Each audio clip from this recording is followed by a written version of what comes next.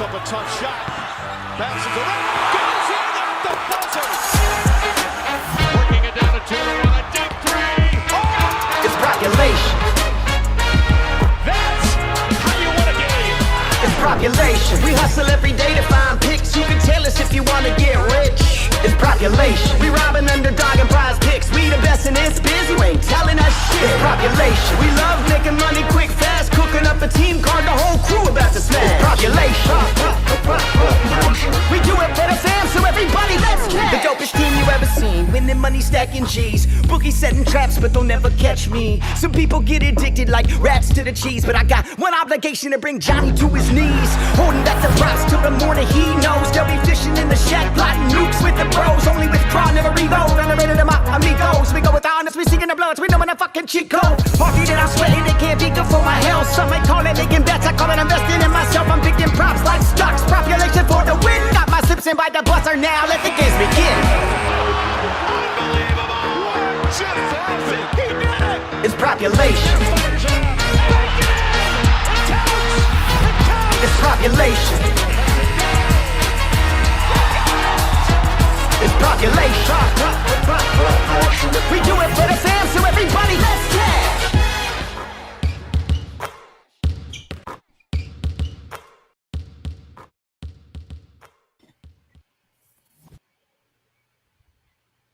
Look at this dude sipping tea. Coffee. Lifeline. How are we doing? Yo, what's up, YouTube? What's up, Underrated? What's up, bro? What's How up, you winner? doing? I'm great, man. All that green, it's always great. You know, it turned out to be a great night. The final, we'll recap, but the final games brought it home for us, right? Oh yeah. -1 play, Maxi. He just, you know, shooters are going to be off. They're gonna have off nights, and he shot horrible. He went 2 of 10 in the first half, 0 of 4 from 3, and he still managed 16 fantasy points in the first half. So just imagine if he shot his normal percentage, he would have crushed that 20 fantasy points in the first half. And then the Sixers just got stomped. But we talked about that last night, right? Like in the beginning of the stream, how we're in the dog days of the NBA right now. Yeah. And we have games that have low totals, high spreads, so you can expect a lot of blowouts. And a lot of these bench guys getting run. And the Sixers, they emptied that bench quick tonight. But other than that, man, we nailed the Warriors game. We said the Warriors had to have it. Being at home, coming off a disappointing loss at home against the Knicks. They went off. Everyone went off. And we said, look out for Trace. Props. He did his thing. He cleared all his props. We said Clay in March, especially at home. He does his thing. He killed his PA points. He got that 1.5 assists for a Fliff play. And Gigi Jackson said, look out for his props. I don't know why they put him at 17.5 points. He went off for 35 points, and that's his second game crushing the Warriors. Do you know, Underrated, that he is the youngest player in NBA history to make 7 threes in one game? How old is he? 19. Oh, I didn't know He's that. only 19. Wow. 19. He's a beast. Dude, he entered at 18, turned 19 in December. I did not know that. All I know is all the plays from the streams last night. I want to say 8 out of 10 type of feel. We can't complain, man. That's amazing.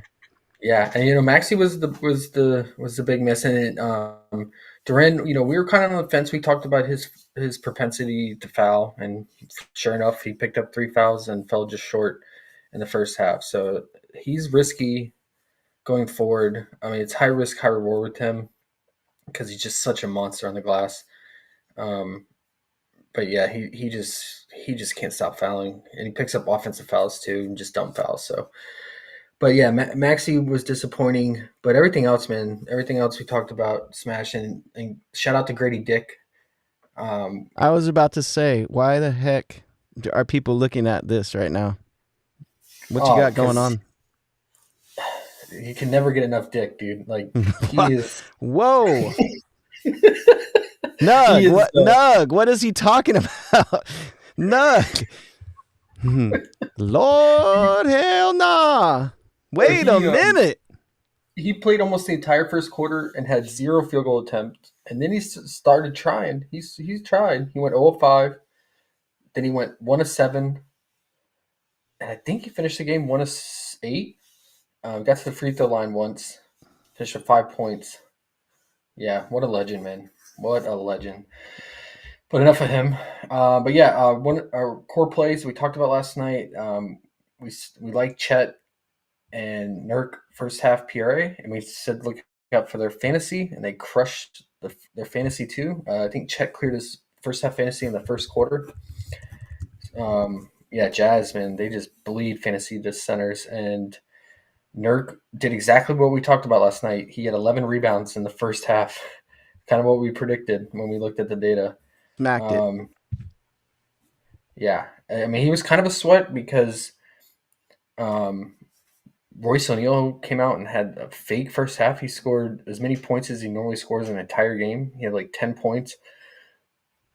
But yeah, he did his thing, and shout out to Bradley Beal for being terrible, like always. And I think he had 3 points total, so that helped Nurk. And yeah, it was a lot of the core plays we talked about came through. I'm trying to remember some more at the top of my head. We talked about Keontae George, RA. He got that. We said look out for Sexton props. Sexton went off. Yeah, a lot of stuff we talked about last night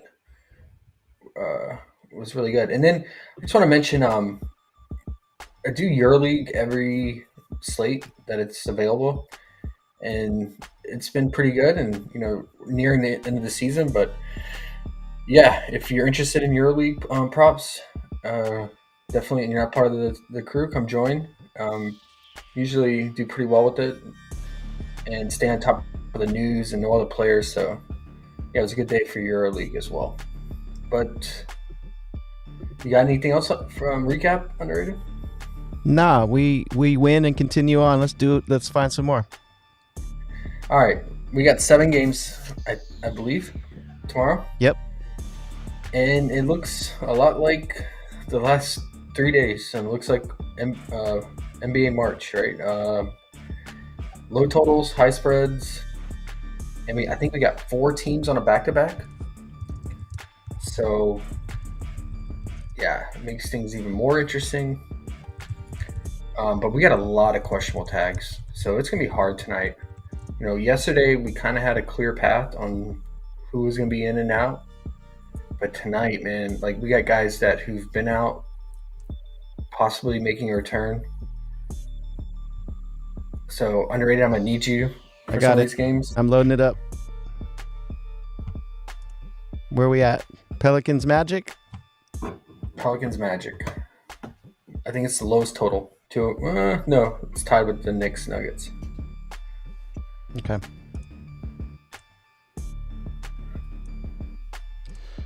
Okay. Pelicans. They don't have anything on the injury report, actually. Dyson Daniels and Matt Ryan. So everyone's pretty much in that matter. Looks like. As of now. And then what about Magic? Magic looks like none. 0. I don't know how that's. Am I looking at something wrong here? That sounds like a. No. Okay. I think this is one of the few clean games in terms of injury reports. So, yeah, this game. I mean, the total is low because we have 2 of the top 3, at least top 5 defenses going at it. So we talked about this lately. We looked at the data, but let's go ahead and go back to it. Let's look over the last 10 games. That's pretty much going into like post All-Star break.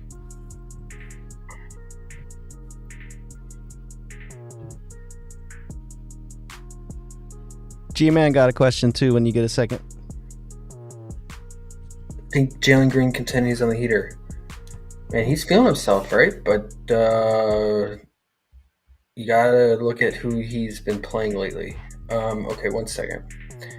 Offensive rating. So Magic are number 2, and the Pelicans are number 3. So yeah, I was initially right at top 3 defenses, and then Knicks number 1. So this could be a defensive battle. Magic play much better defense at home too. So it's gonna make overs tricky. But the spread is pretty tight. It should be a good game. So it should make unders pretty tricky too. Let's look at both teams' pace lately. Oh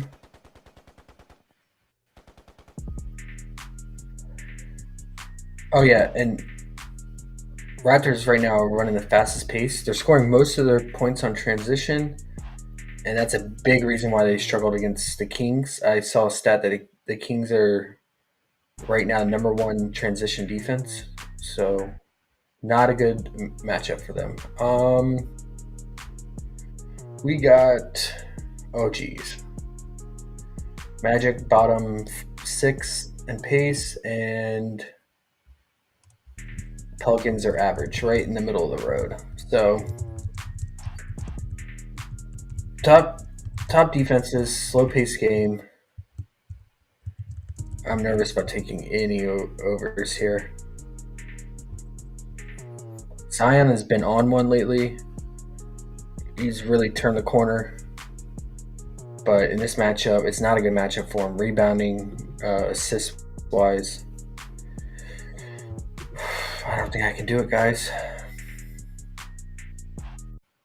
What do you think about the new square look of these props? A lot of them fit on the screen at once, but it looks kind of weird. Yeah, it kind of stretches out the pictures, right? Yeah, I don't know, man. I mean, I would say like the Pelicans team still shoot a lot of threes against them. So, maybe Wendell can hit a couple threes, Suggs. I never trust Franz or Banchero to hit their threes, so I'm not getting any 3-point props for them. Both teams are like top in rebounding too. Let's see. Orlando's 3 overall rebound percentage. Pelicans 11.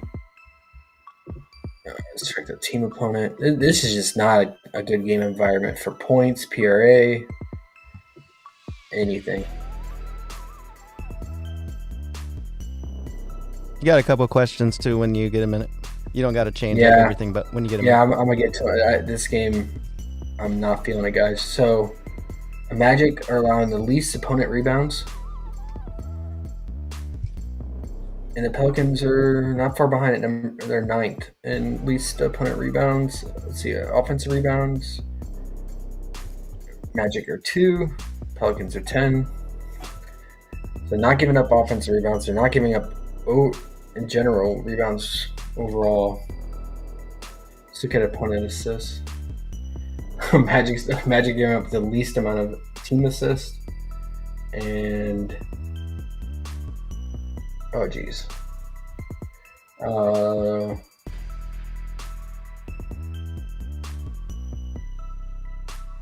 and then New Orleans is middle of the road.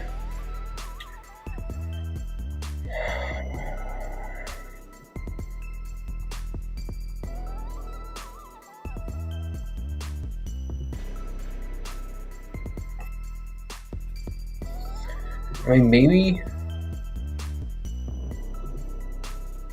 I see they only give us Zion's RA. I would say maybe there's some RA unders to be had because of all the data that we just went through, but we only have Zion. We don't have like BI or anybody. I'm gonna stay away. This game, the total's too tight. The matchup's too tight defensively. And due to that, all the lines are gonna be driven down from their normal lines, right? So guys that are normally, I feel like they're going to be shaved off a little bit, their points and their PRA and things like that. So it makes the unders a little bit scary. So you got to land on the right under, whoever doesn't catch a somewhat fire. So I'm good. I don't blame you. Good. I would say J-Val, of course we're not getting him. He is just not playing any minutes in the second half, and in general, it's a terrible matchup for him. But yeah, we don't have any of his props. But look out for it. Last game he was at 18.5 PRA, fell just short of that. I imagine since he did that, I imagine it's going to be 16.5, 17.5. We'll have to see, just given the matchup. But let's see if, they don't even have him on DK either, so they know. It's just like how we didn't have Grady Dick last night. So look out for that. That's probably the one under I feel good about, just due to his minutes and usage and matchup. All right, what do we got? Nuggets said, I apologize for Giddy and Nurk. Oh, the first quarter points? Hey man, I mean Giddy was close to me. He came out. He got a bucket. It's all good, Nugget. He decided to play make, and Chet did his thing in the first quarter. And Nurk, he had his chances. He struggled shooting early on. I think in the first half he was like 1 of 6. Mo Bamba blocked him, and even Kelly Oubre blocked him. So,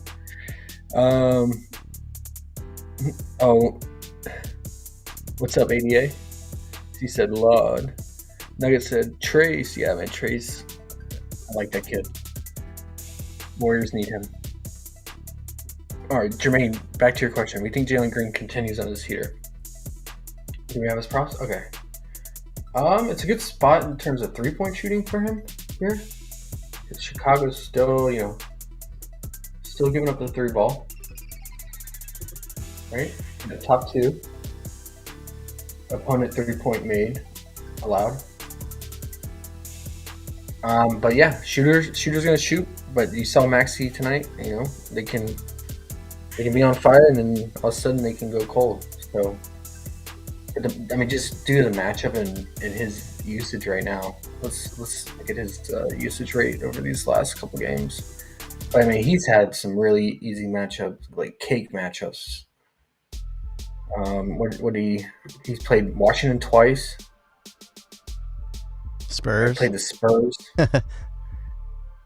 And then the Kings, like I talked about last night, they have a top defense lately. Especially with Keon Ellis starting and Davion Mitchell playing more minutes. So no surprise he struggled there. But he still got it done against Cleveland. But Cleveland, they're not the same defense right now without all their starters. So, hey, real quick before you get into that, Yeah. what was the person you said for the under, and we're looking out for it in the last game? I think it was on J-Val. Okay. Just wanted to write it down so I remembered. Cool. Yeah, he's a lot like Grady Dick was last night, where we didn't have his props, but I mean he's obviously going to play and start. All right, let's look at the usage over these games. So he had 33% usage in the last start against Washington and against Cleveland. 30%. So I mean, he's averaging what you want, around 30% here. And then against the Wizards in that other game, he had a 29%.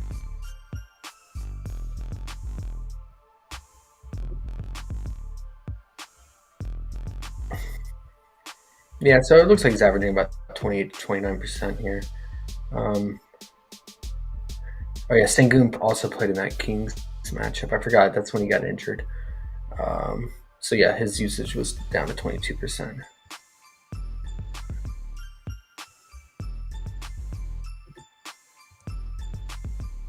And what is his point line at? 24.5. That's probably going to bump if he wanted to take it, and hope he continues it. Because I noticed last slate against the Wizards, he opened at 23.5, and then the next day he went up. He just kept going up and up and up. He went to 24.5, then he went to 25.5, and then I think he finished on at 26. But but a lot of that was a function of the matchup. Wizards are the worst defense in the league right now. The only downside with the Bulls, yeah, they're giving up the 3-ball, but the downside is the pace. So less shots going up. Looks like they're picking up the pace though a little bit. They were bottom 2 on the season in pace, but looks like they're nearing middle of the road, which is kind of interesting because Kobe has been out. I don't know if that's the reason, but you would think with Kobe in, if anything, they would pick up the pace, but maybe they had to change the style of offense with him out. But okay, yeah, this is over the last 10 games, so they're nearing the middle average pace. Rockets, though, they're top 3 in pace, so it's gonna be a pace up spot here for the Bulls. I think Kobe White, underrated. You can correct me if I'm wrong, but I think so. He's been out for the last 3 games, and I think he's questionable now. He's upgraded. It says hip game time decision. Yeah, so that's an upgrade because prior to tonight, he was ruled out the night before. Caruso also 3 games. Okay, so Caruso. Now, if Caruso was out, that's a boost for Jalen because that's their best perimeter defender. So, and he always goes on the primary score. Yeah, what are the odds on him right now? Is this a line that's going to bump?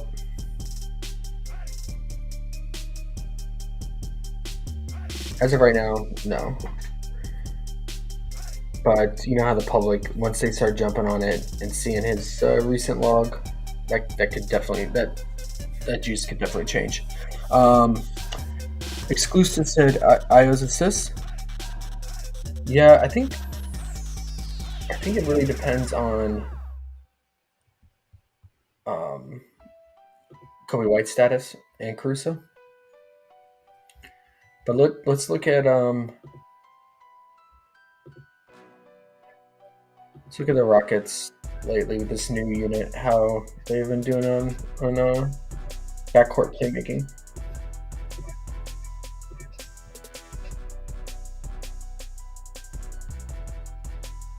So the Bulls they're giving up RA to point guards, at least over the last 7 games, and threes. So that's good for Van Vliet if he wanted to go back to his RA. He crushed his RA last game. So Houston's bottom 2, but I think that's just also due to who they played recently. The Wizards without Tyus Jones twice, and then they played the Kings with Sabonis dominating playmaking, and the Spurs as well.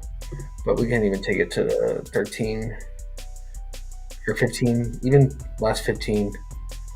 They're bottom 2 in assists here.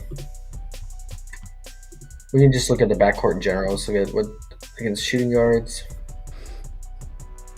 Still bottom 5. I don't know. Here we'll look at the potentials lately with Kobe White out, just in case Kobe White is out again. Let's see what the potentials assists have been like for Io and DeRozan. I'm pretty sure Kobe's been out for the last 3. I want to say definitely the last 2, but I'm pretty sure it's been the last 3. I think it's 3 also. Let me look.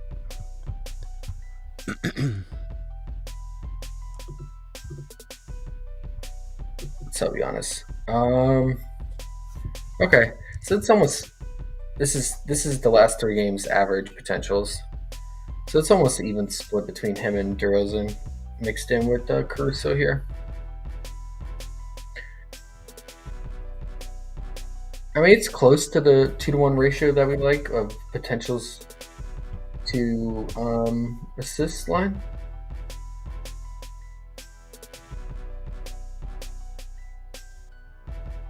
And let's take it to the last 2.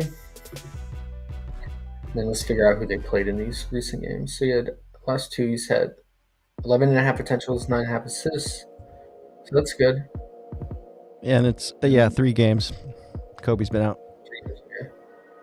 Okay, so at least there was the last couple. I mean, it's like he's nearing anywhere between 11 and 12 potentials.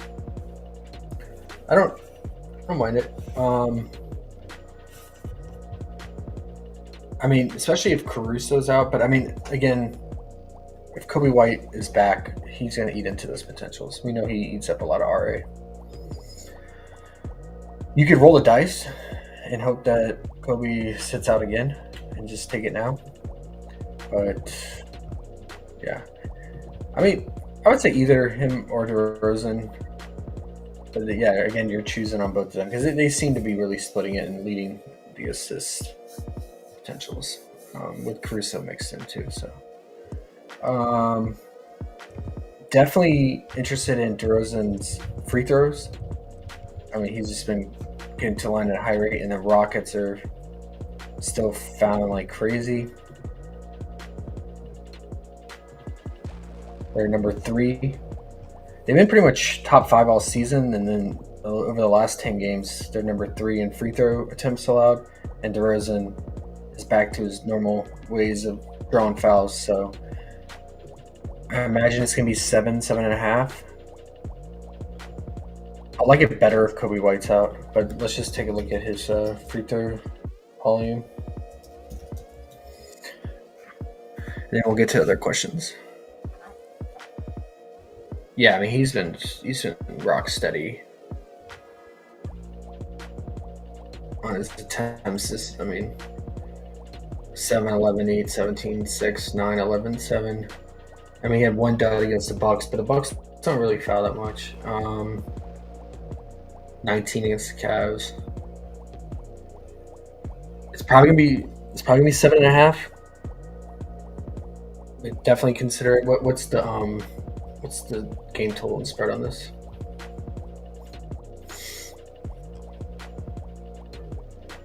All right. I mean, it's about average total, a little low, but it's only a 3-point spread. I like it. Like I said, I like it even more if Kobe White's out. But the thing is, if Kobe White's a game time decision, we might not get DeRozan's free throw prop until we get that news. Sometimes they hold out on the secondary props until if there's like a key pending teammate injury news they're waiting on. So we'll just have to wait and see. But definitely interested. I mean, Dylan Brooks, Amen Thompson, all those guys foul at a very high rate. So definitely in play.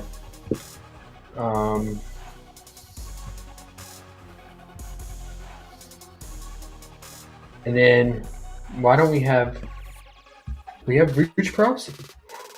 Who? Yeah, who?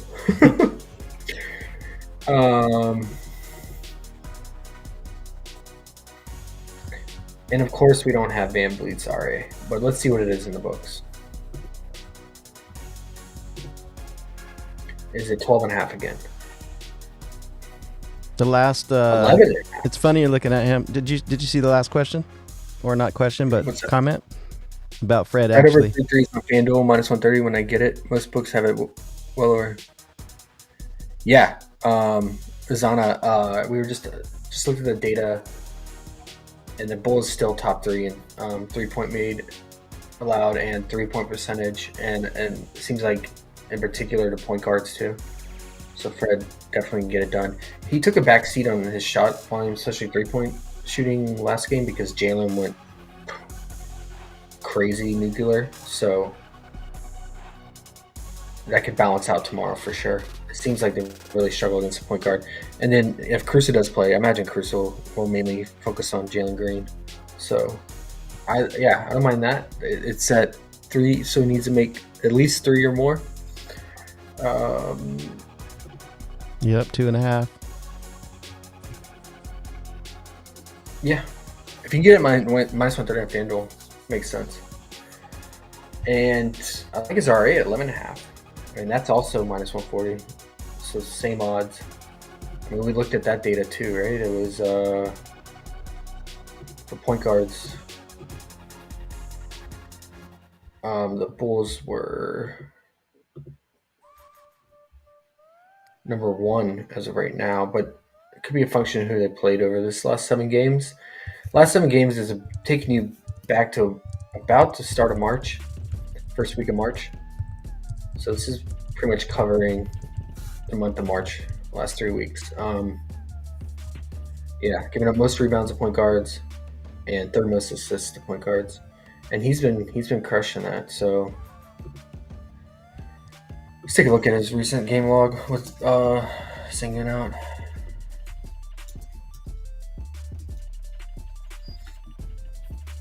What scares me though is Jalen Green. It's a usage monster right now. His shot volume, and he's also crushing the RA.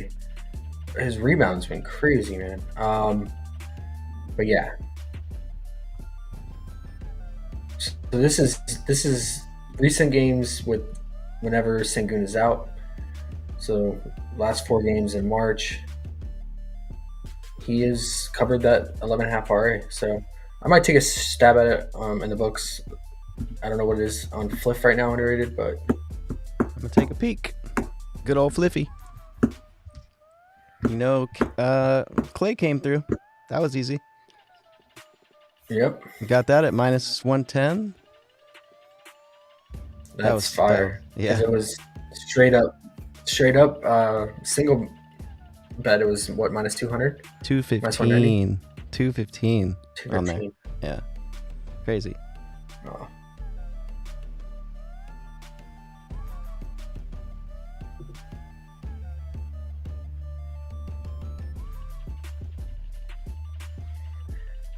Man, I don't mind Jalen Green's rebounds at 5.5 either.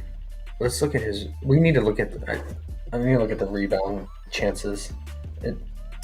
This dude is rebounding his ass off. So this is with Sengun out. Wow, I In didn't March, realize he's had- that. I did not notice that. Bro, 7, 8, 11, 10. Now, what I want to see is are a lot of these deferred rebounds, because they just want to set the offense and let him get it and run and gun and keep up the pace. But let's dive into the data and check that. And this is where you find the good plays. Positive EV. NBA that. Go away. What was that? Was it 4 games that Sengun's been out? Yeah. Houston Rockets, last 4 games, rebound data. Here we go. Rebound chances. Jalen Green is number 1. Wow. That's crazy. That is crazy. Sorry, Jabari. And it rhymed. And it's not deferred rebounds. What in Hold on. hell? Explain this deferred rebound one more time.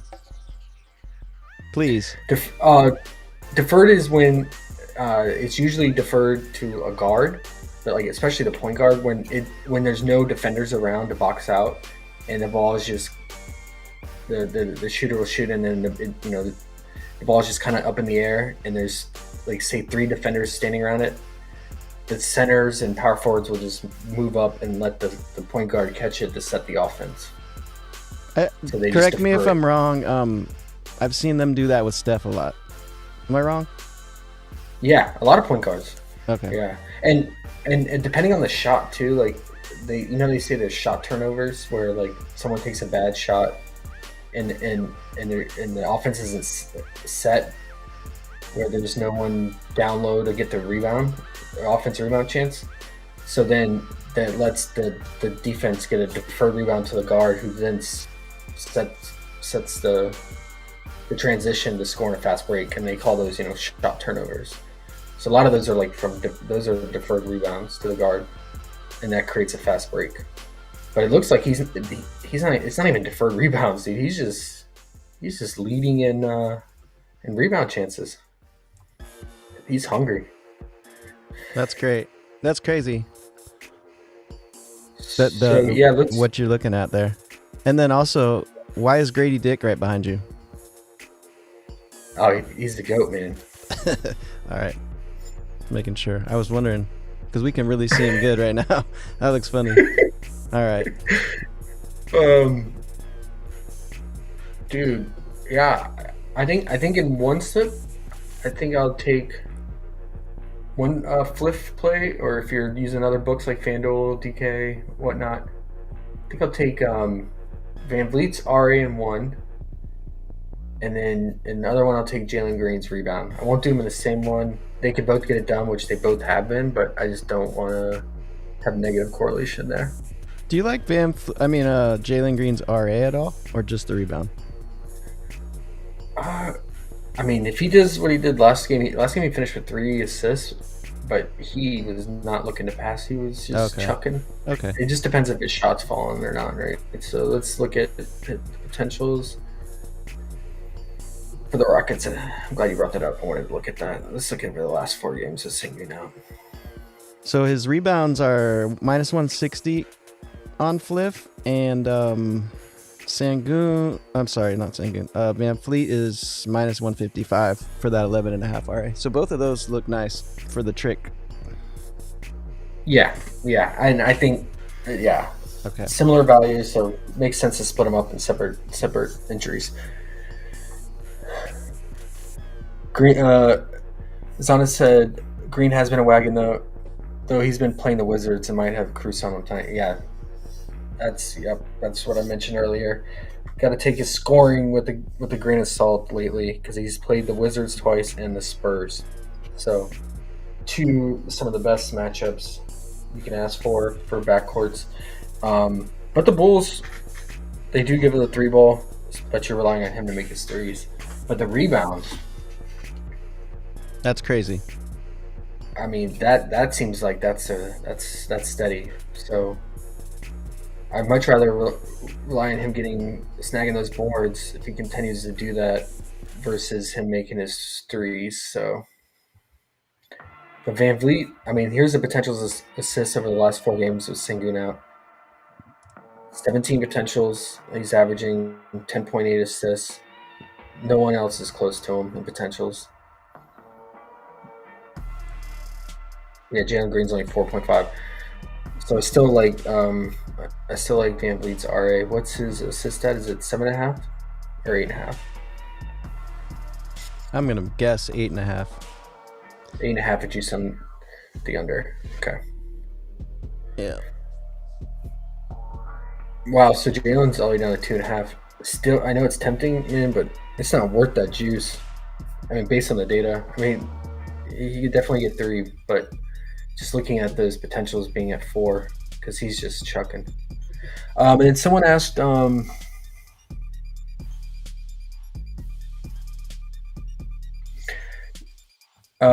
Exclusive said Denny points less. I think Denny's questionable. He's been out, the last 2 games with the illness? I don't, it's hard to say if he's going to be back or not. Yeah, he's questionable. Yeah. So wait and see on that. Banchero assists under. I mean, it's a good spot to go under assists, although the Pelicans teams do chuck 3, so it just depends if they're making them. But let's look at the data for the Magic lately.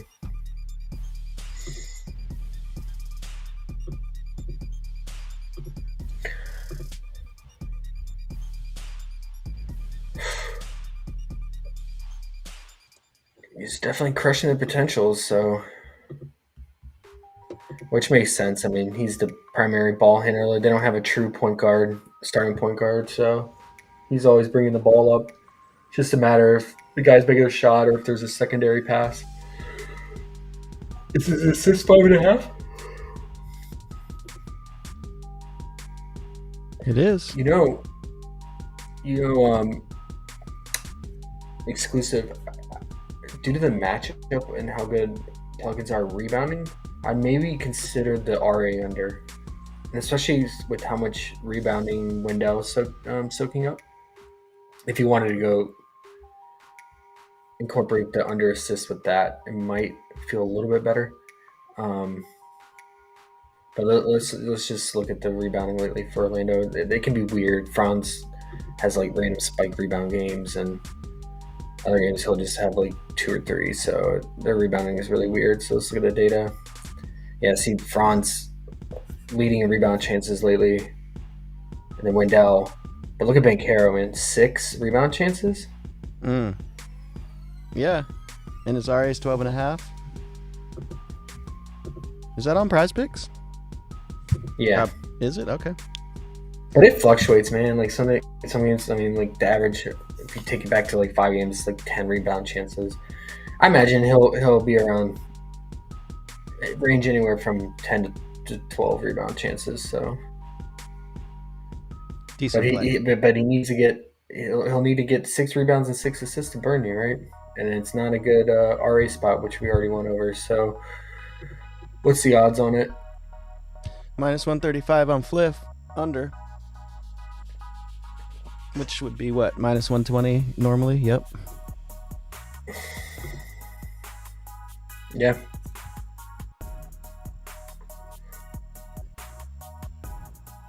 Not bad. Jimmy, Bane couldn't make anything. Yeah, and then all of a sudden, he was just like benched the second half. And I don't know if that was just due to the Memphis tanking, but they let Jaren stay out there with the cleanup crew, which is kind of weird. But I think, we talked about that last night. It was like Memphis likes to hang around as long as they can, put up a fight, and then they just will just end up dying on purpose in the second half. Or maybe something was going on with them. I don't know. But he didn't play at all really in the second half. And it could also just be the GG going absolutely ham and breaking the NBA record for most threes for the youngest player with 7. So that also destroyed Bane. But yeah, he definitely struggled. GG had himself a game. Yeah, sorry, man. It sucks you would have hit top 500. Zana said, I'm looking at Poole and Kuzma. They will be getting all the usage with Denny and Tyus out.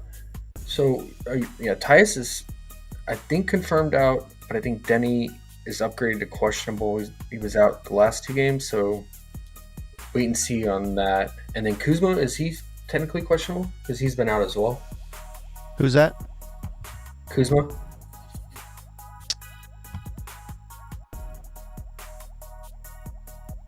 Kuzma is not on the injury report. Okay.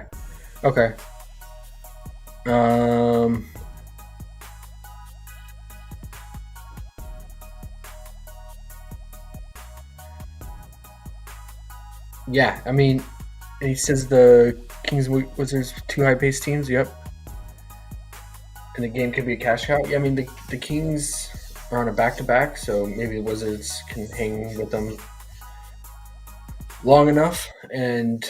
But I don't think the starters really played that much. I think they all went to the bench early halfway through the third quarter because it was a blowout. So, and it's in Sacktown, right? So they didn't even have to travel.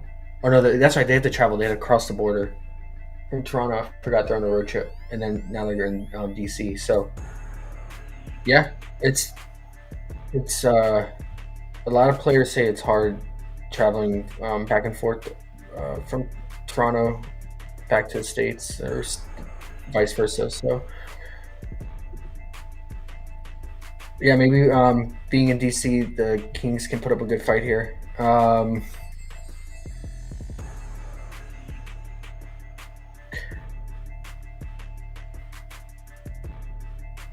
Yeah, pretty low lines for him. But like I said, I mean, the Kings have definitely stepped it up defensively, and their defensive rating, for whatever reason, goes up on the road. I guess they play harder run down the road. But I mean, if Denny's out, I agree, and Tyus, I mean, Poole, Kuzma will have to pick it up, but you just gotta be careful with the Wizards, man. They're in tank mode, and they bench like their starters early because the coach said, I think it was 2 games ago, he said he wants to give more guys more run and more looks to see what they have in them for next season. Like Kispert, his minutes went down. Even when he was balling, like he went down to mid-20s because the coach said they wanted to look at other guys. So guys like Anthony Gill and a bunch of other fringe guys trying to make a roster. So maybe first half. to be safe.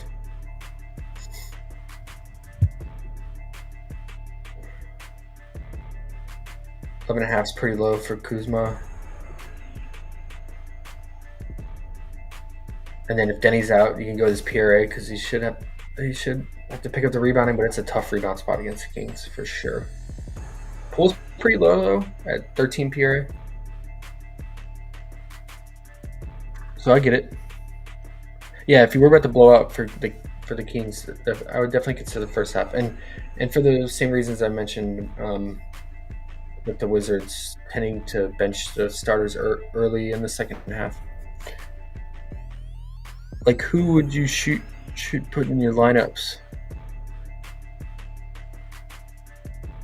For sure, put in your lineups. For DFS, man. Yeah, he's always talking DFS. I think. I still love DFS. I know you do. But it's hard because a lot of these games are low totals, man. But we'll get to there. I mean, I think Wemby is in a phenomenal spot. They're catching Memphis on a back-to-back here. And is it in...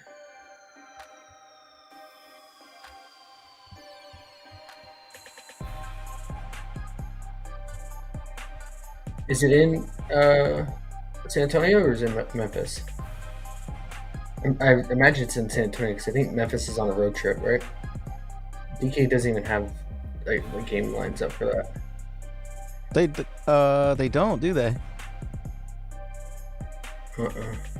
That means I didn't even put it on the bottom scrolling thing. That means there's more than 7 games tomorrow. Let me look. It's funny. Oh, that's Friday. Wait, why do we have Friday props up here, man? Okay. What the? I was about to say, DK usually has all of them. That's weird. Okay, yeah. I don't know. PrizePicks is funny. Man. Okay.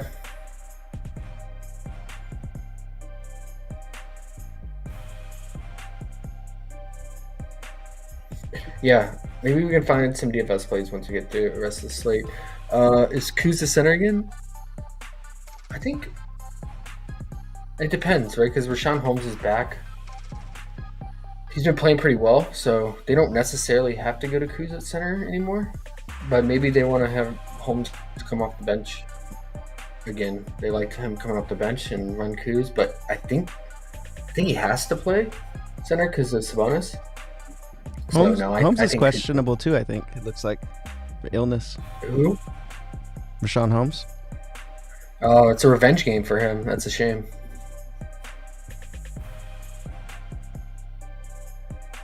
Jay Nuggets said my phone keeps down. I have to rewatch it. You didn't bring your briefcase, Nugget, with the charger. Built-in charger in the briefcase, Nug. Yeah.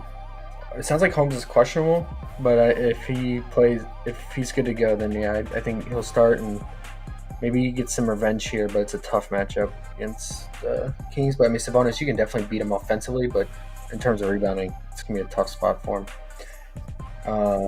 Undersized versus Sabonis on the glass, and Sabonis should just, oh my gosh,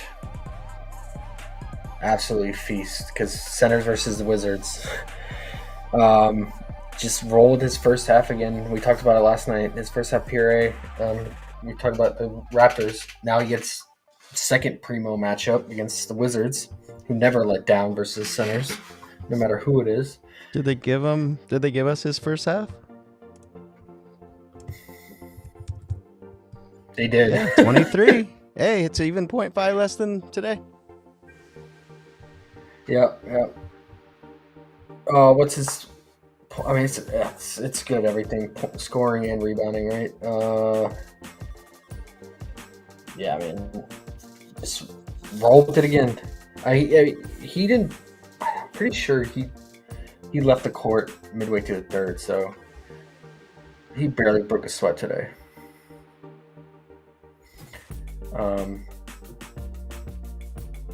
He should smash. Easy money. It's on the list.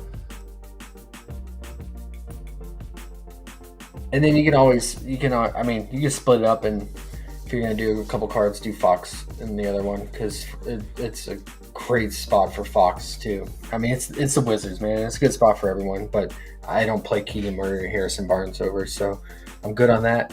But Sabonis and Fox, play them in different slips. They should go off. You always like Fox Fantasy? I I know do you don't have it, because he has such good stock upside. It'll probably be 22 and a half, 22 flat. so would you play his first half now or wait until tomorrow for the fantasy?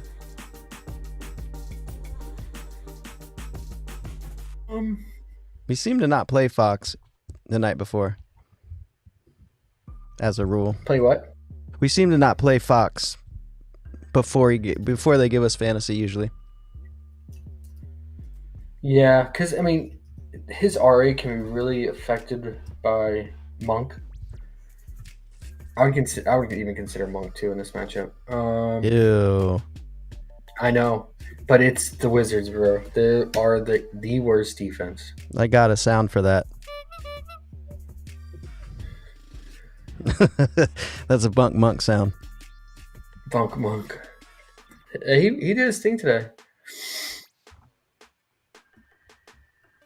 See, he had such good stock upside in the right matchup, man. Like today, he had 2 steals. He still crushed the PRA. Yeah, I'll take it now. Why not? Fox in one slip, Sabonis in the other. What exactly did Sabonis finish with? I didn't even look at the slip that I had him in. I didn't look either today. He was doing Sabonis things in the first quarter and a half, but I didn't look after that. Oh, he only had 8. He went crazy, dude. Oh, 8 in the first. That's the first half. This dude. His rebounds. His rebounds are at 14 and 15. And we're like, yeah, maybe they're over. Yeah. Yeah. I mean, him and Nurk are just crushing the glass, and I think tomorrow versus undersized Wizards, I expect him to get 10 minimum rebounds in the first half. So, yeah. Daniel said, anyone got some plays for tomorrow? What y'all got?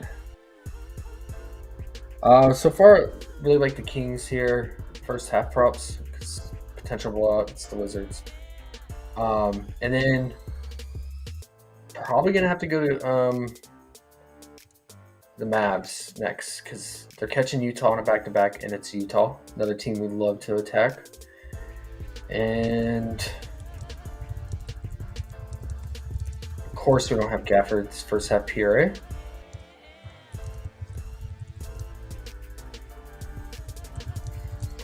But we have his first half points.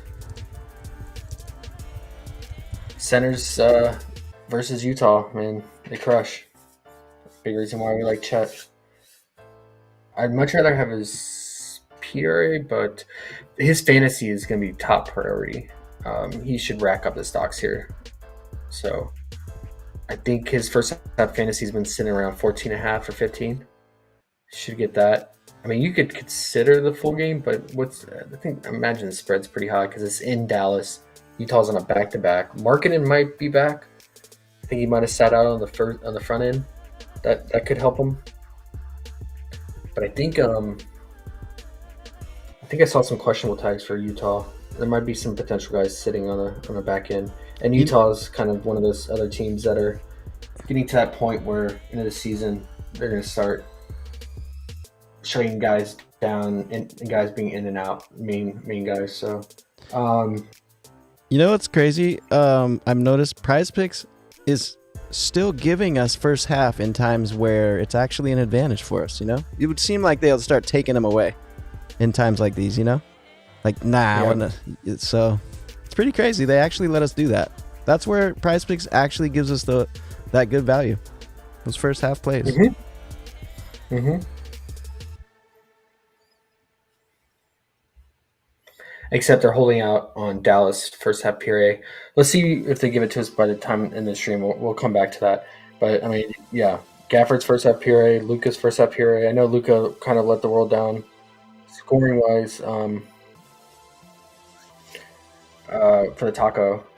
But man, what do you have? Almost 20 assists.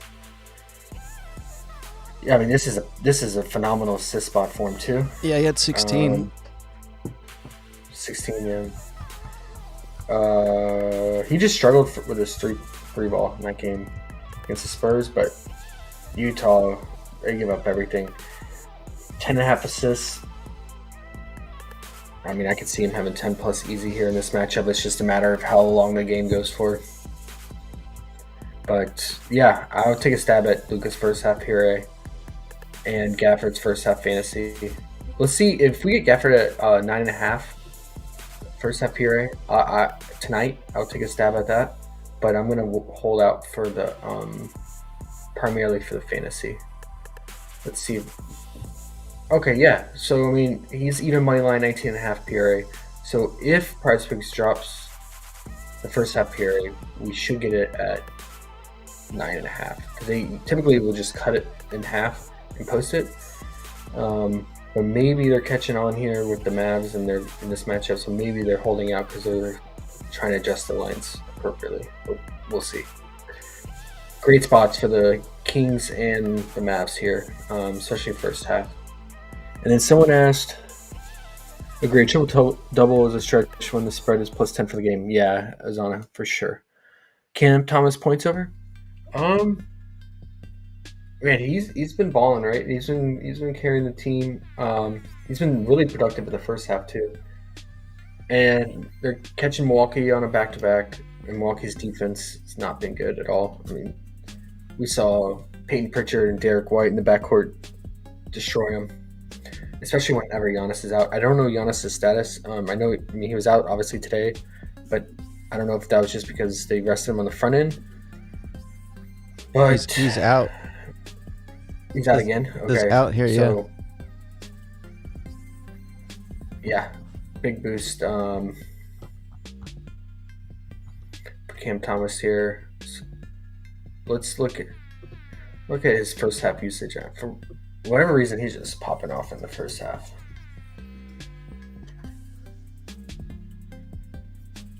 Back-to-back first half. And then a tough matchup against the Pelicans, too, who's been playing really good defense. At 15 points, and then he had 15 points game before that in an easier matchup against San Antonio. And then even against Orlando, he dropped 15 in the first half. So he's picking up RA here and there. I mean, maybe you just take the straight up points depending what it is. But let's see what the spread is at. Maybe they're giving Brooklyn a little bit of respect here since they're catching Milwaukee on a back-to-back with no Giannis. No, it's in Milwaukee, so they're still giving Milwaukee a 9-point spread here. Is Middleton questionable? Because he's just coming back and now he's on a back-to-back. Nah, he's not on there. He actually played a lot more minutes than we thought. They're like, no, Giannis, you better get your ass in there. Let's see, what is Cam Thomas' full game points at? Is it 21.5? Yeah, it's 21. Pretty heavy juice on the over. So we'll probably get it. What is it, 22? Or did they take it off? They took it off the board or never put it up there. Probably never put it there. They never put it up there because we'll get it at 22 flat or 22.5. Probably 22.5 when they drop it. Yeah, good spot for him. He's definitely carrying the load. And someone asked about Mikal Bridges under. Man, we're taking his under every slate. he's not it, man. He's a fun under, yeah. Yeah, look at the usage. 31% usage rate for Cam in the last game. Dropped 25 points, only played 33 minutes. If the game didn't blow out, or they didn't pull his starters, probably would have played, what, 37? Around 37 minutes? Oh, isn't Claxton questionable? Isn't he sick? Let's see. Yeah, exactly. Illness. Okay, all right. That kind of makes me scared for Mikel under. I think that could be a big boost for his RA because Claxton's been dominating RA. Vinny will, pick up some of the RA, but I think Mikel could have a big spike in RA here.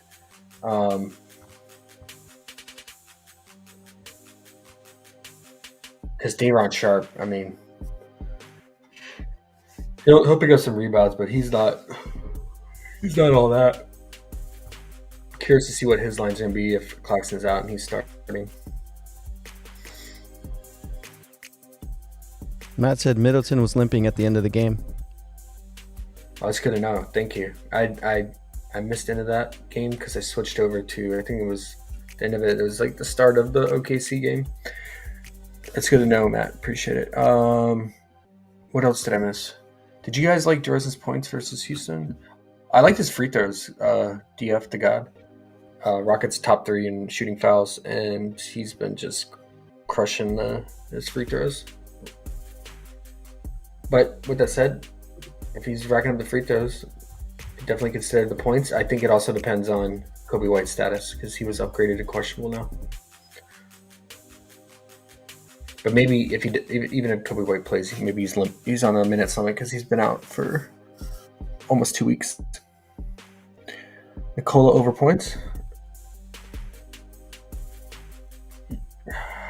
Consider it. Jabari is not your traditional big. He's a stretch.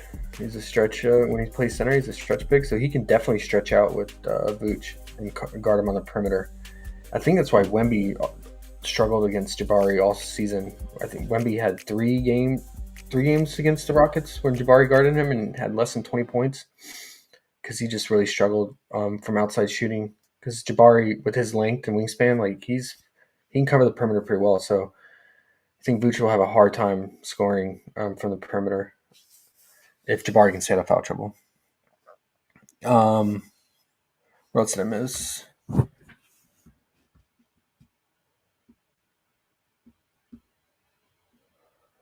MLB same game again? Yeah, it's the Korean series. I mean, technically the MLB opening day is not till next Thursday.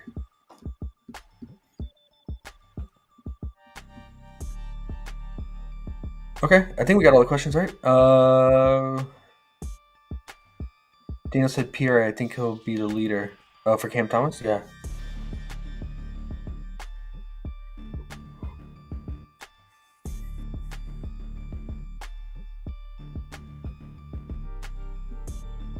Okay. Isaiah Hardenstein over Pierre, I believe. Neg said. Oh, man.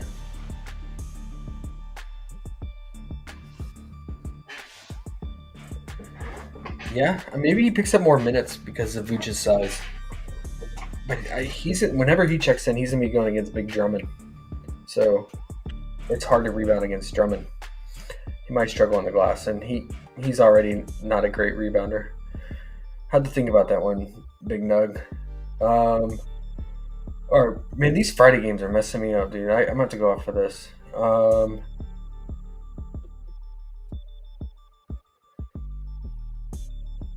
Yeah, I think, primary targets right now for overs, at least, it's got to be the Kings first half. It's got to be the Mavs for first half. And just splitting it up. Fox, Sabonis, Pierre, first half and 2 separate subs, and then Luka, first half Pierre, and Gafford, first half fantasy. Or Pierre if it's 9.5, and 2 separate subs. I think that's going to be really nice. The Jazz, did you say there was anyone questionable underrated besides Markkanen? Let me take a look.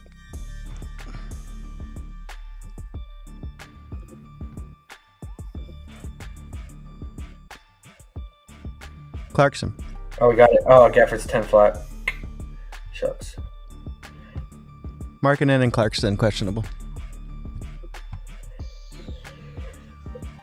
Alright, I might have to take Bucks and Lucas first half Pierre in 1 and Deuce Sabonis and Gafford, another one.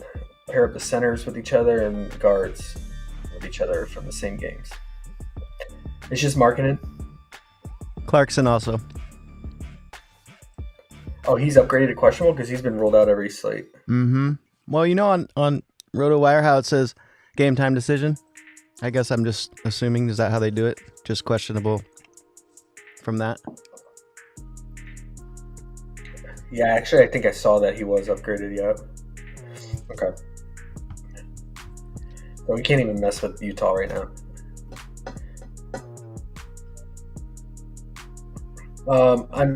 Okay. I think the 9.5 have been really great value for Gafford, but could still take a stab at the 10. Probably wait on the fantasy. They're caught on though. I think waiting is cool. Like when they put the fantasy up, they put it up a tiny bit low. It feels like still, you just got to get it. When they first initially put it up, and then they'll gradually, like Nurk today, they opened him at 16 flat, which he cleared. But then they bumped him to what he usually is at 17.5. Yep, they want that money. And he fell short of that. So by what time do they usually put fantasy up? Do you know? Usually first thing in the morning, but it varies for which team.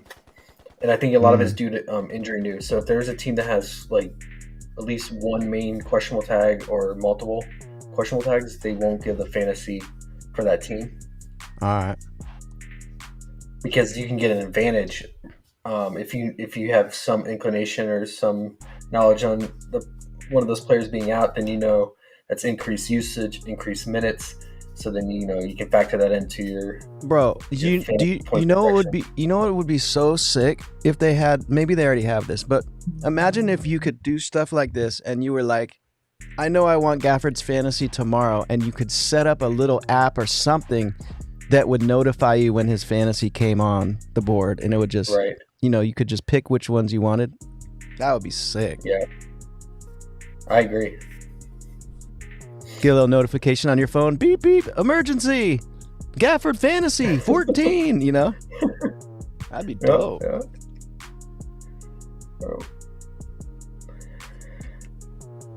Oh. If you want it, for those who are interested in Cam Thomas, since they took his points down, you consider that first half PRA. I showed you his usage in the first half. Or you could do a full game PRA if you think they can hang with Milwaukee, but it's a little bit juiced. He's normally been sitting at 27.5 or 28.5, but he's just been really productive, so lines keep driving up on him. With Schroeder still in the mix, I would lean his points, but Kyrie's been on a heater, but as long as Luka's around, I trust Luka more, and on most nights, Luka should dominate the scoring usage. Obviously, Kyrie had a spike game against the Spurs in terms of usage and scoring, and Luka decided to be primarily the playmaker.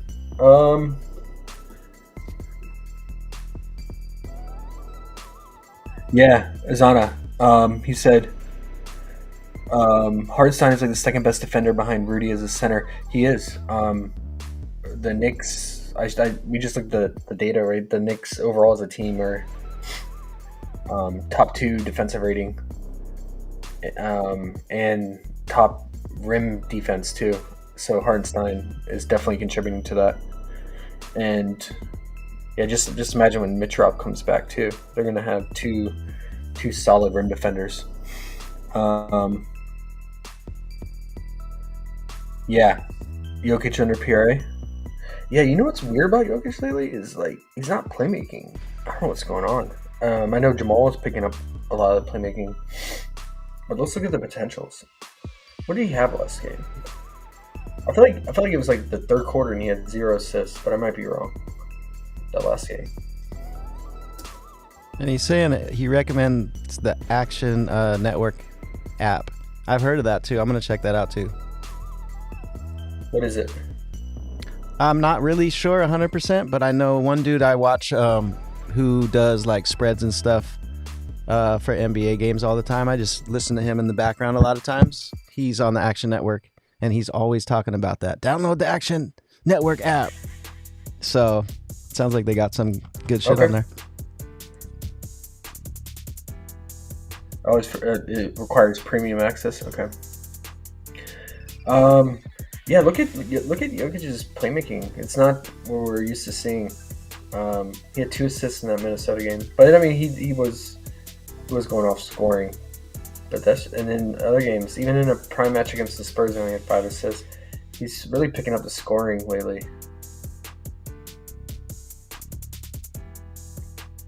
J-Nug said, "Can I get an esports Underdog segment for 2 minutes in a future stream so I can scare everyone?" Yeah, Nug, what you got? Shout it out and we'll share it with the community. Nugget kills esports on Underdog, Valorant, League of Legends. I definitely think I'm with you, Zana. I think there's definitely an under to be had here. It should be slow place. Is it in Denver? It's in Denver. It's a hard place to play. One of the hardest due to elevation. But yeah, Hartenstein's been solid, man.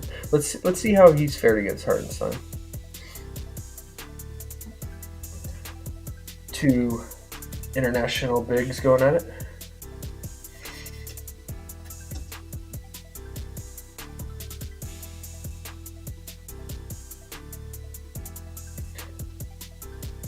So they didn't play each other since last year. And I'm sure Hartenstein was coming up to bench playing minimal minutes in that game. Okay. Yeah. What's this? You said his PR is 46.5? It's always scary going under Jokic though, but in the right game environment makes sense. Yeah, this is the lowest total. Well, now the Pelicans the total went down even more to 208 now. And I want to look at what's up with his playmaking. Are the potential still there, and guys just aren't making their shots, or his potential is way down? 46.5. Okay.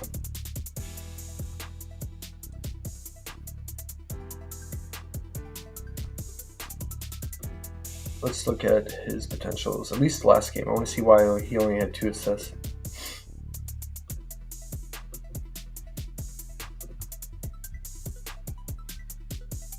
Seven potentials for Jokic. It's wild. He's shooting. Almost the same amount as KCP. Yuck.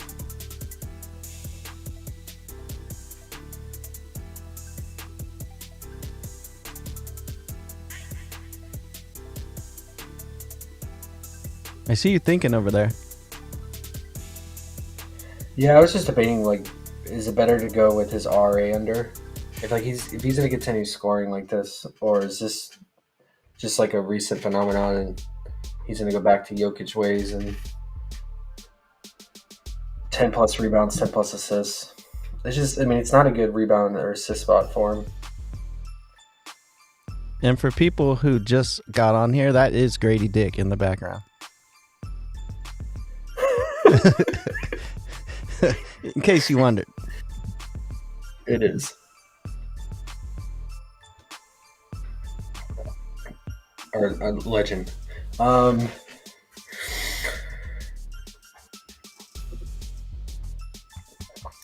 see. Lately against centers. You have the least points of centers. Although Trace Jackson Davis, he had himself a game against the Knicks. Yeah, giving up 4th least rebounds, 2nd least assists, but Jokic, his playmaking isn't really like a center or traditional center playmaking.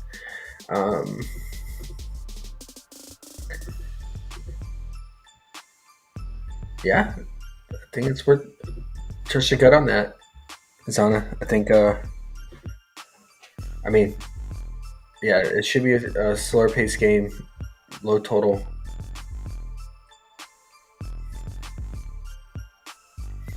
And I think that's the last game we're on anyway, right? So, yeah. We got Mr. Triple Double himself, Josh Hart, opening up with already juice on the over his PRA. What a beast! What is going on? Played the entire game. That is. I doubt he does that in elevation in Denver, though, right? Uh-huh. I don't see that happening again. But he's going to play crazy minutes. What do you guys think? You guys like Hart? It's a tougher matchup here. But looking at the data recently, for whatever reason, the Nuggets are giving up number one most offensive rebounds. So we're getting already a tax on the PRA on PrizePicks. So it's better to play him in the books if you have access. If you want his 26.5 PRA. I'm about to flip it right now. What's that? I said I'm about to flip it right now. Well, let's see if it's better to go with his RA.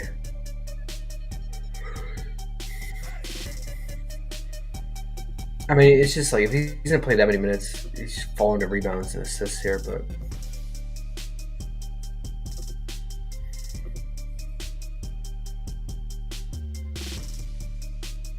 13 potentials. What scares me about his playmaking is when Brunson goes straight isolation mode and is handling the ball the entire time, and then like Josh Hart will finish with 2 assists. And that happens. It's definitely not out of the realm of possibility. So probably the rebounds straight up. Or his PR. But Brunson dominates the shot volume so much. Yeah, see these games here against Portland? 42 minutes he played and he had 2 assists. And that's because Brunson took like 30 shots and dominated the ball. So he didn't even have the opportunity to play make. And then against Sacramento 39 minutes, 3 assists. Again, Brunson dominated the ball. So the only real constant is the rebounds.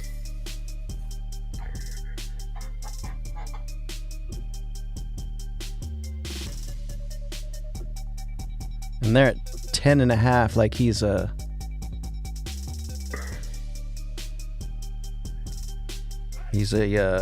Capella type guy or something. It's crazy. It's a lot. It is. Yeah, look at the Nuggets, man. Top 2 over the last 8 games. So since the start of March, end of February here, allowing the second most offensive rebounds, which he's really good at, where he gets a lot of rebounds from. Now maybe that changes, but yeah. It's interesting because the Nuggets are traditionally known as a pretty solid rebounding team with MPJ, Aaron Gordon, and Jokic. Points plus rebound assists for him. Yeah, 10 plus assists is crazy, man. Like, I mean, we just looked at that data because when Brunson is doing his thing and running ISO and just chucking it, it just destroys Josh Hart's assist potential. So yeah, either the PR or rebound. I'm with you on that. Zana. Gino said I missed some of the Pelicans game talk. Please tell me if it's safe to go over Zion PRA full game. As of right now, that's a stay away for me personally, Nugget. I think it's just a bad spot overall for RA and scoring. But Zion's been on one, so maybe he goes to Disney World after. I don't know, man, if he's into that. But he seems like a guy who would be. Get a bunch of funnel cake and shit. But I'm staying away, man. Only thing I'm considering Nugget for that game is J-Val under PRA, depending on what the line is.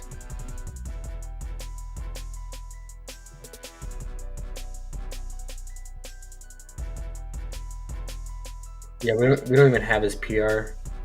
They know. I think last game it was 22.5.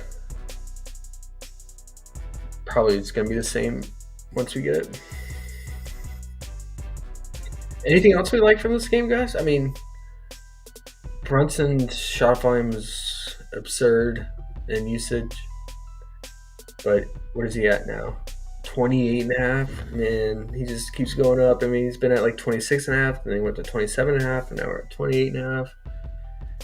So you're paying a hefty price for that usage and volume. Not the best game environment, being on the road in Denver, but the shot volume's going to be there. Josh Hart is 21.5 PR and on Fliff minus 140. Could add a few That's things to good that. value. Yeah, I like that. Well, yeah, we'll definitely get it at. We'll definitely get a 22.5 on PrizePicks or Underdog. What about Dante? Is Dante on the board? Can we go Dante under or not? We don't have to go that, but is that something that makes any sense, or is that scary? It's just for him. It's just a matter of his three balls falling. But I mean, he's definitely taken a decline. I like his under better when OG's playing because OG also soaked up a lot of. I was shot just volume. about to say that. That's true. That's the huge factor there. And I think OG is out again, right? I'm looking right now. Yeah. Yep. Nope. That's the answer I wanted. Yeah, can't fuck with him. Yeah, it's on a Knicks Nugget. Hey, the Knicks Nugget. It should be. I think the Nuggets. I agree with you. It should be like old school classic game here. Two good defenses, and the Nuggets have been top 10 defense all year, especially at home.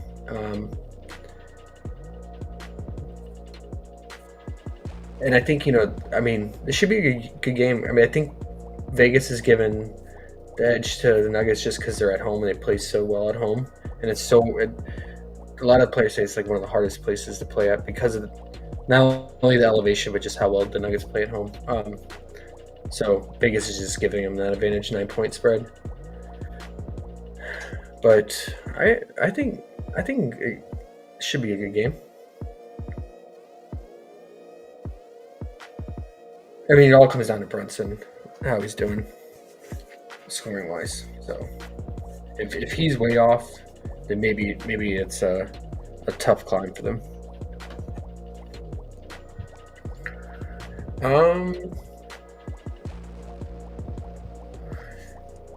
If Jamal keeps up this playmaking, it's just not a good assist spot for him. Oh man, his RA is juiced. Normally 10.5. I don't know if we can play that. Probably not. And him and Jokic switch off so much on playmaking a lot of times. But it seems like lately he's dominating.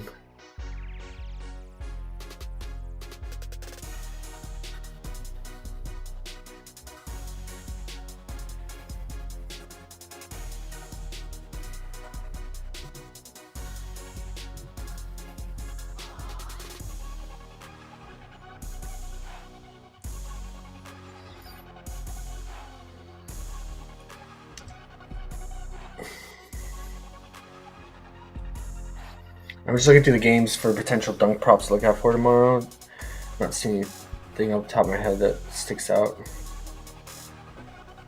Gafford, obviously, I mean, he would absolutely smash it, but we're either not going to get it or it's going to be 2.5. But I mean, he's been even clearing that 2.5, so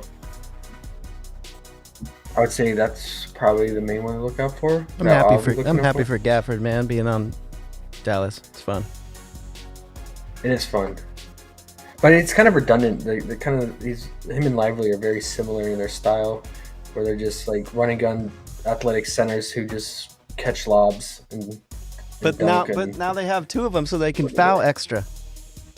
Yeah, I guess that's what Luka prefers, is having those just lob centers, not your centers who can put their back to the basket and create their own shot, post up shot. But I guess that's what Luka wanted. And it works for Luka because he draws so much attention and defenders on him. So Oh wait. Van Fleet. Did we? We didn't get any of his ideal props, right? No, you wanted his RA, I think. 11 and a half. Yeah, and then go to the books. Go to the books. Screw PrizePicks. Yeah, I don't know. I mean, I think we got two games that are gonna have two solid defensive matchups: the Magic and Pelicans, and then the Nuggets and Knicks. So those games, those are tricky games for over and unders, because it doesn't mean guys aren't gonna get it done. Certain guys, so you just gotta land on the right one if you take an over, and then if you take an under, you gotta hope you don't choose that guy that gets it done. So those are always tricky, man. When you have two solid defenses going at it, and then we have two very lopsided matchups in the with the Kings and Wizards, and then the Mavs and Utah. Because both Utah and Wizards are on the Utah's on a back-to-back and playing in Dallas, and then the Wizards are the Wizards, who are just in full tank mode right now. What do you think for Underdog?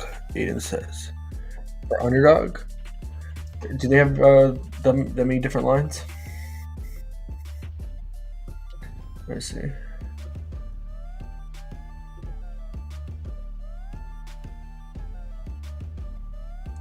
I just hate how slow it is.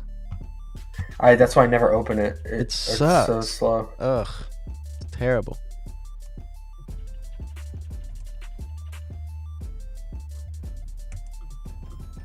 But they tend to offer more the night before. They do. They have the first quarter stuff too, and Yeah, a couple other things. A little bit more players. Oh my gosh, I'm just getting the spinning wheel of death on Underdog right now. Yeah, mine just finally loaded up too. Mine just said page unresponsive. Oh wait, there we go. Wait. I hit NBA and I'm just waiting. Oh, there we go. Yeah, and this is why I never use it. Okay, but I'm not discouraging anyone else. I mean, The 3 picks on Underdog though are great. Those 3 picks too. Yeah, the 3 picks are better value.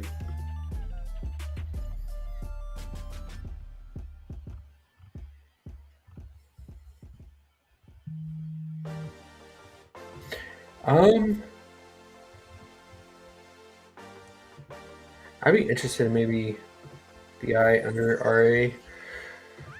Let's see what the value is. Yeah, I would consider. He was one that I looked for immediately on PrizePicks for his RA under instead of Zion, because Zion's been getting it done for RA.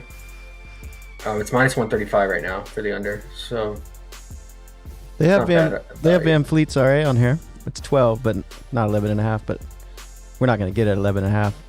But it is 12. Yeah, it's not bad. What about Jalen Green's rebound? Jalen Green 6. rebound, yeah.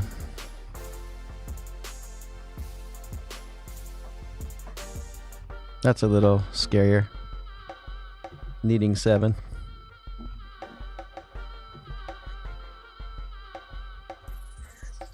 It sucks they don't have the first half stuff. Yeah, they don't give that till next day. It's weird. They give like the first quarter props Yeah. the night before, but they don't give the first half. What were some other ones that we wanted to look out for? Gafford first quarter rebounds at 1.5. That's funny. Not that I would want to take that nerfy-ish play, but it's interesting. It's interesting, and the only problem is when Luka is just dominating the glass early on, and Gafford's only going to play about 5 minutes in the first quarter, and sometimes less if he picks up early foul. So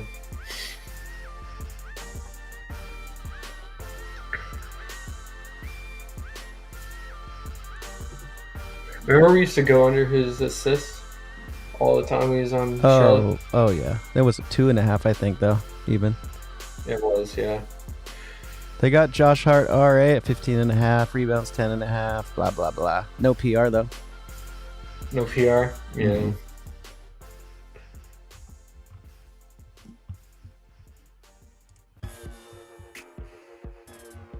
Yeah, there's not that much on there right now, huh?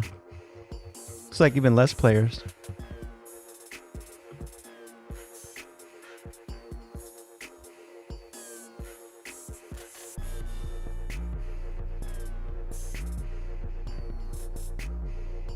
You know, in your head, by just by remembering which players play like the whole first quarter, huh?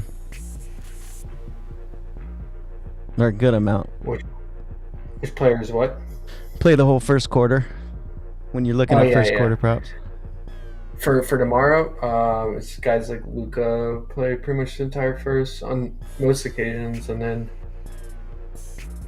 lately for the Rockets, Van Vliet and Jalen Green have been playing almost near the entire first, like 10 plus, 10 to 11. Well, I like how you Sabonis got. will play pretty much the entire first quarter. I like how you got Bi under. Where'd that come from? I just mentioned I looked for it on PrizePicks and they didn't have it, and then I checked the odds, and it's good value. It's minus 135 right now. I like that. On the under.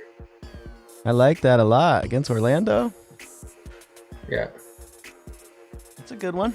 And PrizePicks, they're only giving us Zion right now, so.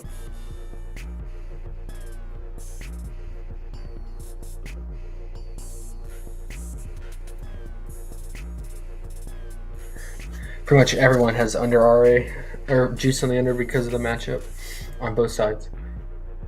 I was looking for J-Val, but I forgot that he's not even on DK or other sites anyway. So, yeah, guys like Sabonis, Luka, and then right now I guess it's Jalen Green and Van Vliet playing. Those are all the guys that are going to play majority of the first. Let's see. Just to confirm for Houston. Yeah, Jalen played the entire first against the Wizards. And he played the entire first against the Cavs. So, yeah. Exactly what I remembered. With Sengun being out. Take a shot at his first quarter points.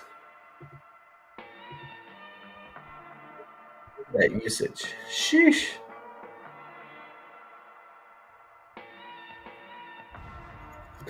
What's his first quarter points at? Let's see. Are we getting value?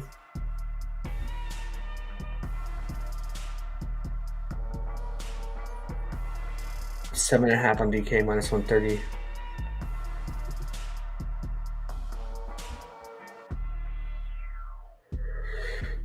No value. It might go down to 7 flat. You want to wait for it?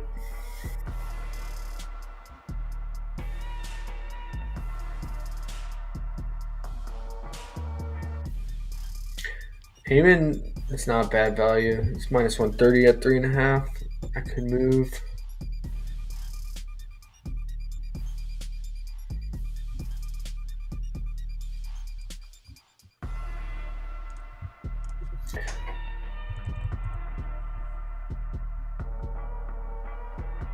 It's he said Fred's over threes is positive EV, but you got to look at the they're only paying 0.85. That's how they get you. Oh, right.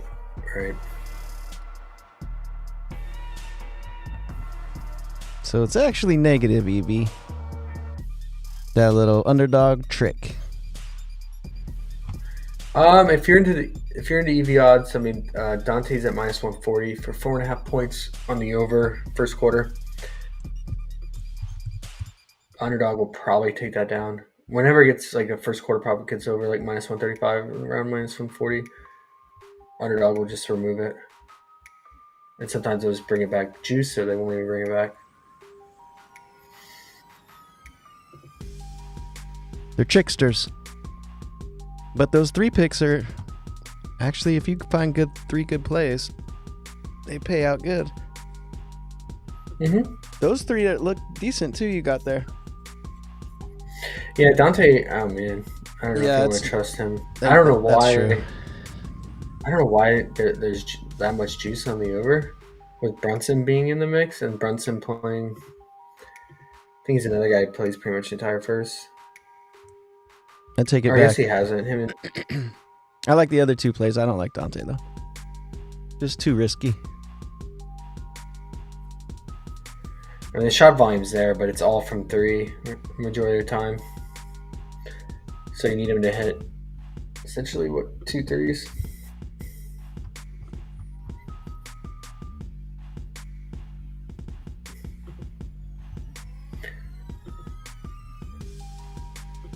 Let's just quickly look at his shot volume.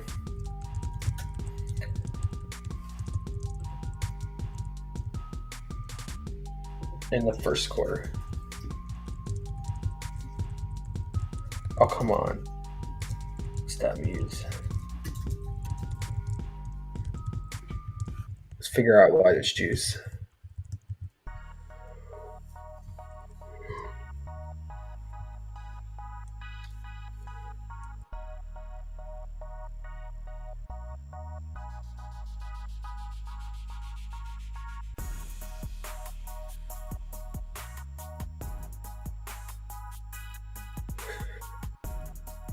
Yeah, 4.5, man. For a guy that's only taken 4 shots, I could see if it was 3.5. Like, I love the 3.5 first quarter. Obviously, because it's just 2 buckets. But I mean, he could get in 2 buckets because if he hits a 3 and then a 2-pointer. But that shot volume is low, man. Because he's either going to have to go 3 or 4, or he's going to have to hit a 3 and then a 2-pointer. But they think he has a good shot to go over there.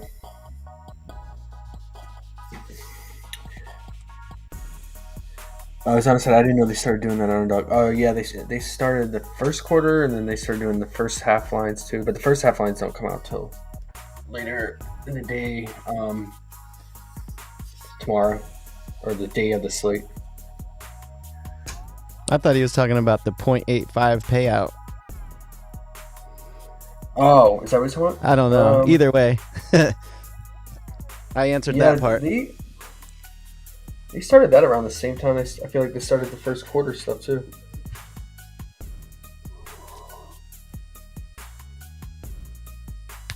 Yeah, like here. I mean, let's just quickly look before we get off. I mean, just take what does that make the payout? So if we did.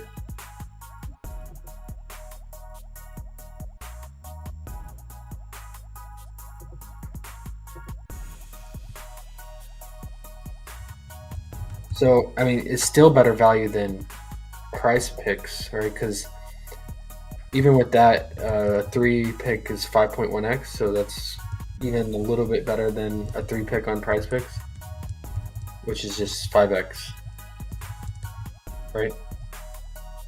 Say it again. I'm sorry. Even if you use one of these like 0.85x in a 3-pick, it's still better value than PrizePicks.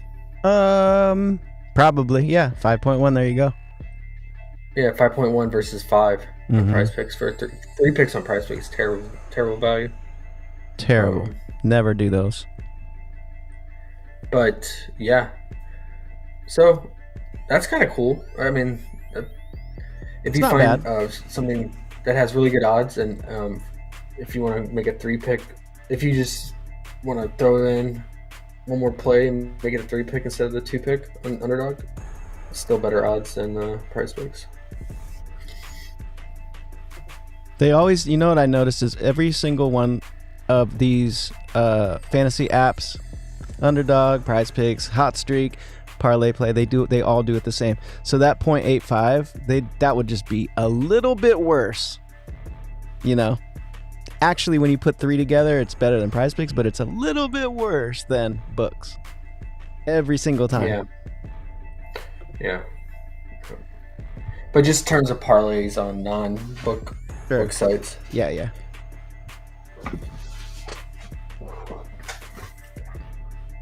What do you think about Michael Porter 6.5 points?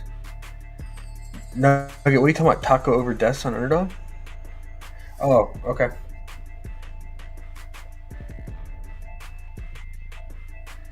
Nuggets got to play for us.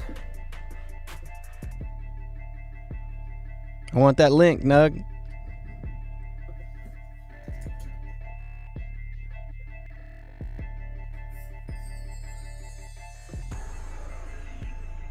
There we go. Any more Nugget? C665.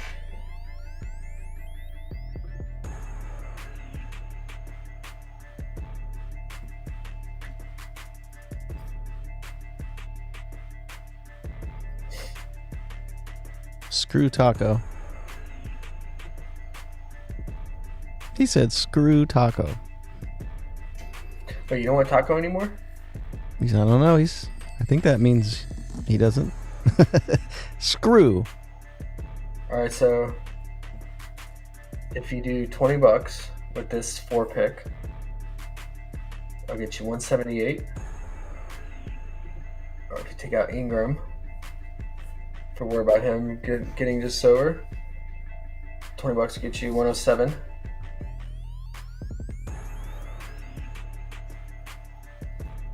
If Nugget still likes Taco. I don't know if he said screw Taco. No, not Taco. Okay. So Taco's not going to die today. Nugget, is that what you're saying? No, not Taco.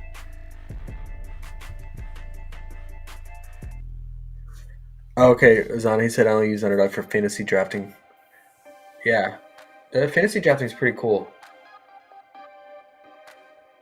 I was gonna look into that before I stopped using the site, but been meaning to get back into it. Do not play Taco. Okay, so our solid community member, teammate Nugget recommends. He's really solid with his esports. Recommends 665 for DCG on League of Legends. Over 18.5 assists gives you a payout boost, which kind of makes up for the, if you wanted to go Van Vliet's threes, makes up for the 0.85x a little bit. Nice. Nug got a payout boost play. Okay. And then if you wanted to get freaky with it and increase the plays, I still like BI under RA, and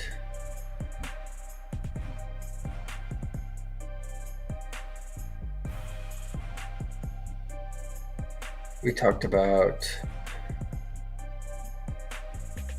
Oh wow, they opened Gafford at 11.5 points. Why? Is there already juice on his over? He's 10.5 on PrizePicks, so. Underdog is usually pretty quick. Oh, DK bumped him up to 11.5 already.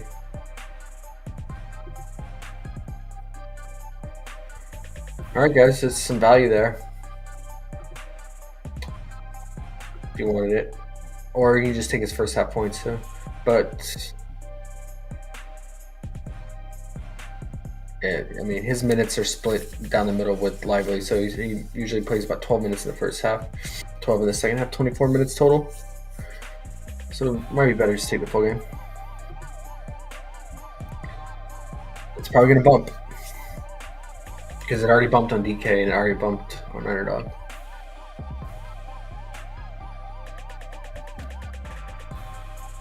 Yeah, nice little 3-pick, $20, get you 107.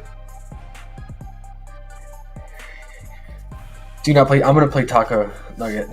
Is he on? No. Oh, I can't play Taco on PrizePicks because they don't have a death props. He didn't ask Nugget. I think 665 will hit. Nugget is really good with his. I will say he posts in our Discord all the time the assist props, and he nails those assist props. So he's really. That's like one of his main things he focuses on are the assists, which are Underdog exclusive because PrizePicks does not offer assists. I'm putting that 3-pick in right now. There you go. Bucket.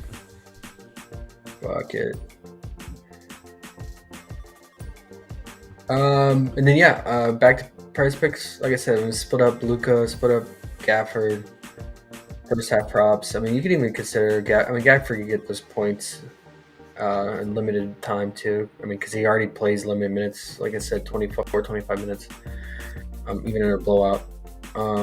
But I much rather prefer his fantasy. But as of right now, it's value because we just saw it bump to 11.5 everywhere else. There's juice on the under, but that's typical. Right, when a prop bumps in the books, they bump it and then they put juice on the under, and then split up Fox's first half PRA or fantasy with Sabonis first half PRA in separate slips. So probably round robin these, split them up into separate 2 picks, pairing wise. Good spot for all of them. I should add here for people that just like fast forward to the end or see what we got. I should add Gafford's first half PRA or points. But if I was gonna play, probably want his fantasy if I was gonna incorporate the RA, not just the straight up points. Hopefully it's at 15 flat tomorrow. We'll see. Or it's full game, it's been at 27.5. So if it's 27.5 full game, definitely take it. We definitely got to get Sabonis first half PRA in tonight, right? And Luka. Would you say? Yeah, I'm going to do Fox too. And Fox, and we can... Well, it's 2 players on the same team, so how would we do it? That's what I'm saying. I'm round robin. With Gafford? With Gafford too? Okay. Yeah. Okay. Gafford, I mean, right now, it's good value on the 10.5 points. Okay. I like it.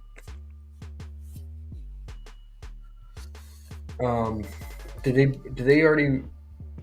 Is there juice coming in on his PRA? Is that a potential to move to the full game? No, it's even money lines right now, so that should be okay.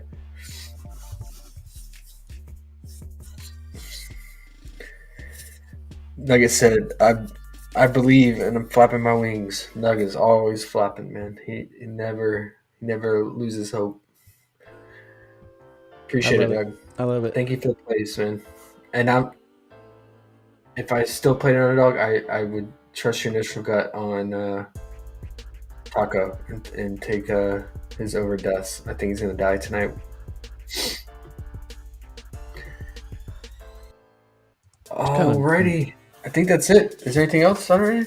Nah, I think that's it. I'm gonna go put those in the top plays for people in the Discord, and we'll look for fantasy stuff tomorrow. Yeah, appreciate it, guys. Appreciate all the questions, man. It's a good discussion. It's good having one last one, maybe. A group interaction. We can, get different perspectives and things that we don't notice and things like that. So, what up? Luka gets all the points and assists last game. Like, what? WTF? And then the Zion one too, but you already talked about Zion. You don't really like Zion tomorrow, right? Zion 23.5 points. I mean, he's been on a heater, but it's a tough matchup. Yeah. Lando is top everything in terms of points in the paint, rebounds. Oh, there's a question on TikTok that says Suggs over 10.5 points? Question mark. I think he probably has the best matchup here for his 3-point shooting, but yeah, just relying on his 3-ball to fall. But teams definitely shoot a lot of threes against the Pelicans because teams don't like to try to score in the paint. Pretty stout in the paint as well. Both these teams, they're very, very similar to each other. They limit rebounds, they limit assists, they limit scoring. Hey, Zana, appreciate it, man. Yeah, Zion got me 2 last game, man. I had his under PRA. He was cruising under, and then he came back in the 4th, man, and got me. He got me 2. All right, Doug, appreciate it. Thanks again, Doug, for the League of Legends plays. If you missed it, it's Nugget listed a play on Underdog. It's in the comments, but yeah, I'll try to be back tomorrow. And yeah, good luck, guys. Underrated. Thanks as always, man. Catch you later, bro. Yes, sir. Let's get it. Late.